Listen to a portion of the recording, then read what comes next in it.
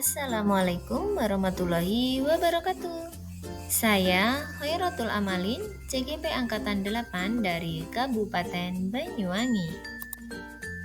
Di sini saya akan merefleksikan jurnal Dwi Mingguan modul 2.1 tentang pembelajaran berdiferensiasi.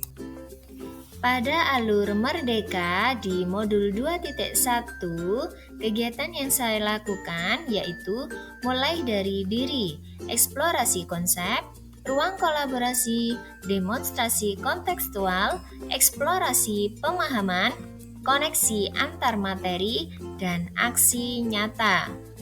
Kegiatan pendidikan calon guru penggerak pada modul 1 telah usai pada minggu ini.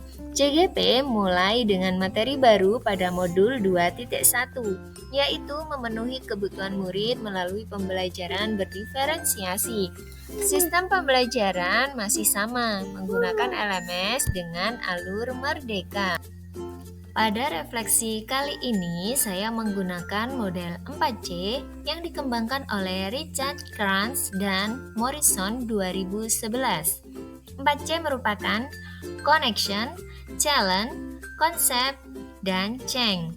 Connection adalah apa keterkaitan materi yang didapat dengan peran saya sebagai calon guru penggerak.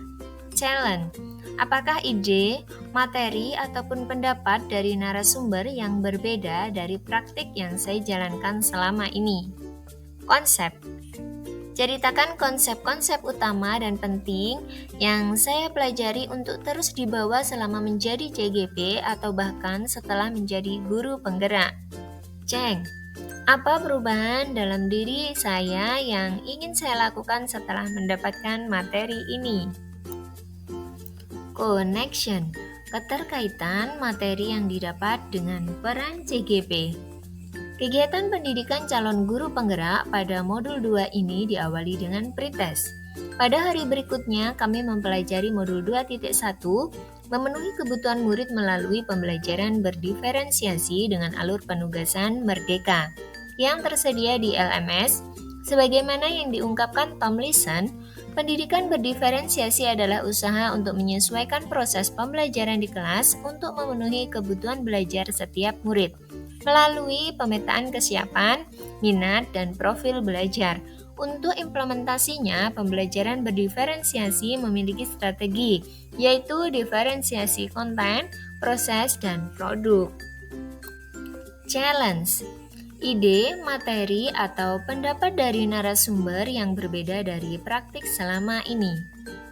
Sejauh ini, saya mempelajari modul pembelajaran berdiferensiasi ini. Ada beberapa hal positif yang lahir dari penerapannya, yang ternyata berbeda dengan praktik saya selama ini.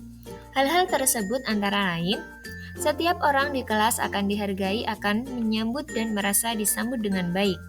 Setiap orang di dalam kelas tersebut akan saling menghargai. Setiap murid akan merasa aman dan nyaman.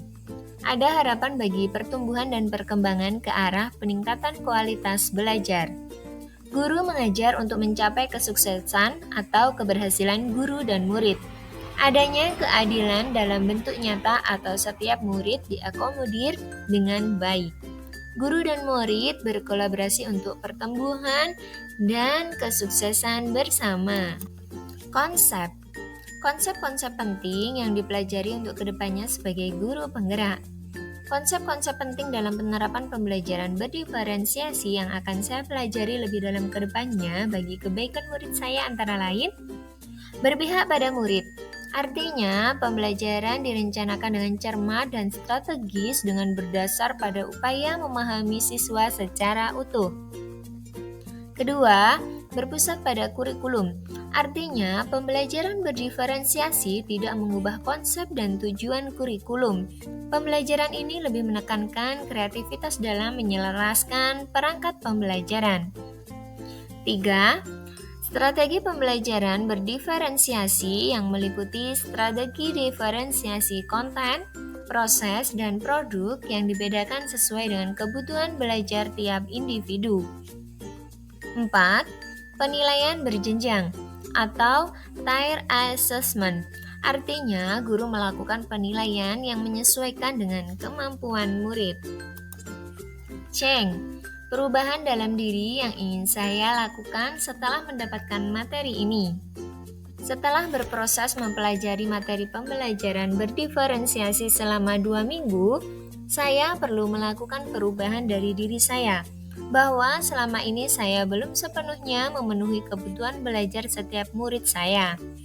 Jika ada peribahasa, tak kenal maka tak sayang, maka ini yang menjadi tolak ukur saya agar saya lebih mengenal murid saya berdasarkan kebutuhan belajarnya, agar mereka merasa aman dan nyaman dalam belajar, sehingga tercipta suasana yang kondusif dalam pembelajaran, juga demi terwujudnya peningkatan kualitas pendidikan di sekolah. Berikut adalah dokumentasi RPP berdiferensiasi yang saya buat pada jenjang TK. Demikian refleksi kali ini yang saya paparkan. Wassalamualaikum warahmatullahi wabarakatuh. Terima kasih, salam dan bahagia Bapak Guru hebat.